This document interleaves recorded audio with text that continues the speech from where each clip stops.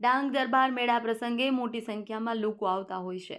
આ મેળાનું સુચારુ સંચાલન થઈ શકે તે માટે ડાંગ જિલ્લા કલેક્ટર રાજ સુથારના માર્ગદર્શન હેઠળ જિલ્લા વહીવટીતંત્રની વિવિધ સમિતિઓ બનાવવાની અધિકારી અને વિભાગોને જવાબદારીઓ સોંપવામાં આવેલ છે, જેમાં મેળા દરમિયાન કાયદો અને વ્યવસ્થાની પરિસ્થિતિ જળવાઈ રહે તેમજ ટ્રાફિક નિયમન સુવ્યવસ્થિત થાય તે માટે ડાંગ જિલ્લા પોલીસ દ્વારા મહત્વની ભૂમિકા અદા કરવામાં આવી રહી છે।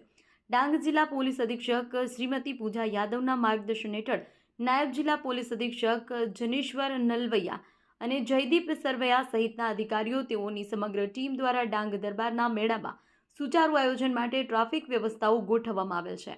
નાયબ જિલ્લા પોલીસ અધિક્ષક જનેશ્વર નલવૈયાએ વિગતો આપતા જણાવ્યું કે મેળામાં ટ્રાફિક વ્યવસ્થા જળવાઈ રહે તે માટે ડાંગ જિલ્લા પોલીસ તંત્ર સજ્જ છે। મેળાના સુચારુ આયોજન માટે પોલીસ વિભાગ દ્વારા 170થી વધુ સુરક્ષા કર્મીઓ તૈનાત કરવામાં આવ્યા છે। સાથે જ મેળામાં મોટી સંખ્યામાં જનમેદની ઉમટી પડતી હોય છે, ત્યારે મોબાઈલ ચોરી, ચેન સ્નેચિંગ વગેરે પ્રવૃત્તિઓ પર નજર રાખવા સર્વેલન્સ ગોઠવવામાં આવેલ છે। જો આવી કોઈ ઘટના બને તો તાત્કાલિક જનરક્ષક ડાયલ નંબર 112 પર સંપર્ક કરવા જણાવ્યું છે। આગામી તારીખ 26 ફેબ્રુઆરી 2026 થી 3 માર્ચ 2026ના રોજ ડાંગ જિલ્લાના આહવા ખાતે ડાંગ દરબારના મેળાનું આયોજન થનાર છે।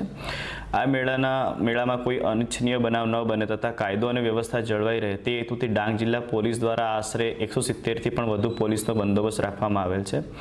વધુમાં આ એક બહુ મોટો મેળો હોય તથા લોકોનો ખૂબ ધસારો હોય, ચેઇન સ્નેચિંગ, મોબાઈલ ચોરી જેવા મિલકત સંબંધી ગુનાઓ ન બને તે હેતુથી ડાંગ જિલ્લા પોલીસ દ્વારા સતત મોનિટરિંગ તથા સર્વેલન્સ રાખવામાં આવનાર છે। વધુમાં કોઈ વ્યક્તિ સાથે જો આવી કોઈ પણ પ્રકારની ઘટના બને તો મારી તમામ પ્રજાજનોને વિનંતી છે કે તેઓ જનરક્ષક 112 ઉપર ફોન કરે, જે 24 કલાક અવેલેબલ રહેશે। વધુમાં હાલ 10મા તથા 12માની બોર્ડની એક્ઝામ પણ યોજાનાર હોય, તારીખ 26 તથા 28ના રોજ ડાંગ જિલ્લાના આહવા ખાતે જે ડાંગ દરબારનો મેળો છે એ તથા આ પરીક્ષા કેન્દ્રો વચ્ચે રૂટનું પણ ઓવરલેપિંગ થતું હોય, પોલીસ દ્વારા સ્પેશિયલ પોઈન્ટ રાખવામાં આવેલ છે।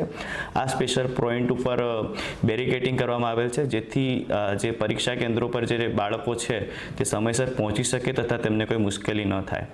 વધુમાં ડાંગ જિલ્લામાં આ ડાંગ દરબારના મેળા દરમિયાન કોઈ ટ્રાફિકની અવ્યવસ્થા ન સર્જાય તે હેતુથી રેવન્યુ ડિપાર્ટમેન્ટ દ્વારા 6 અલગ અલગ જગ્યાએ, જેમ કે સનસેટ પોઈન્ટ દીપ દર્શન સ્કૂલ, ડાંગ સ્વરાજ આશ્રમ, પટેલપાડાની ગીતાંજલિ સ્કૂલ, નાયરા પેટ્રોલની બાજુમાં તથા મિશન બંગલો તથા શ્રમજીવી વસાહત નિગમની બાજુમાં 6 અલગ અલગ જગ્યાએ પાર્કિંગ વ્યવસ્થા રાખવામાં આવેલ છે।